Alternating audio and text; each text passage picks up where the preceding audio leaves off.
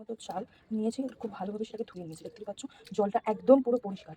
এই যে একটা চালে যে পাউডারটা থাকে সেটা একদম ভালো করে ধুয়ে চাল এরকম মানে সাদাভাবে একদম জলটা যাতে হয়ে যায় ধুতে ধুতে এই কনসিস্টেন্সি। তো দেখতেই পাচ্ছ আমি এখানে 2 কাপ মতো চাল নিয়েছি। চালটা ভালোভাবে জল ঝরিয়ে খুব ভালোভাবে জল ঝরিয়ে আমি নিয়ে নেব। দেখতেই পাচ্ছ আমি খুব ভালো করে আমি এতে ঘি দিয়ে নিয়েছি, জল ঝরিয়ে নিয়ে চালটার। এরপরে আমি এতে দিয়ে নিয়েছি 2 চামচ মতো একদম 1 চিমটে হলুদটা দিচ্ছি এটা কালারের জন্য, একদম 1 চিমটে হলুদ। এরপরে আমি এই ইনগ্রিডিয়েন্টসগুলোকে খুব ভালোভাবে হাত দিয়ে মেখে নেব। দেখতেই পাচ্ছ হলুদটার জন্য ধীরে ধীরে একটা কালার ভালোভাবে আসবে। দেখতেই পাচ্ছ, দেখো কালার আসছে। আমি জানি না ক্যামেরা কতটা আসছে, বাট সামনে থেকে খুব ভালো একটা কালার লাগছে। এই যে চালটা আমরা খুব ভালোভাবে মাখিয়ে নিয়েছি আমি, এবারে এটাকে আধ ভালো আসবে।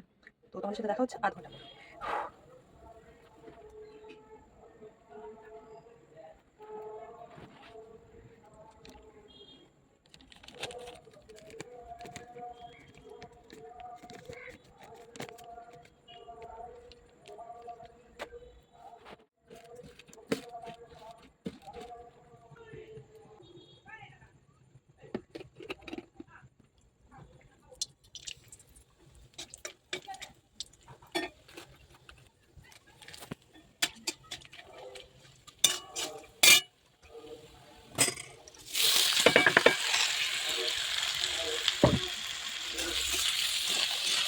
তেজপাতা আমি চালটা দিয়ে দিলাম।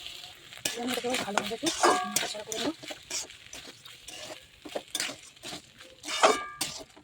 নুন স্বাদ মতো নুন দিয়ে দেবো একটু।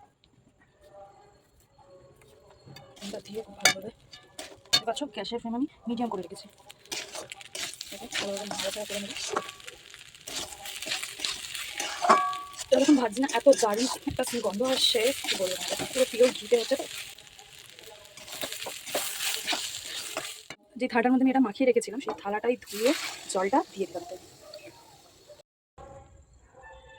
তো আমি 10 মিনিট পর এটা ঢাকনা দেখতেই পাচ্ছ ঠিক আছে। ঠিক আছে আমাদের পোলাও, দেখতে পাচ্ছ পুরো ঝরঝরে একটা পোলাও।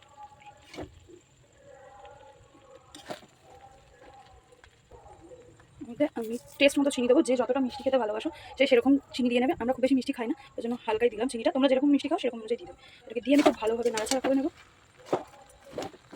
তো আমি এটাকে খুব ভালোভাবে নাড়াচাড়া করে এটাকে আরেকবার ঢেকে দেবো। এটাকে আমি ঢেকে দিলাম জাস্ট 2 মিনিট। দেখতেই পাচ্ছ এখন যে এই যে দলা দলা জিনিসটা রয়েছে এটা যত ঠান্ডা হবে ধীরে ধীরে এটা ঝরঝরে হয়ে যাবে একদম।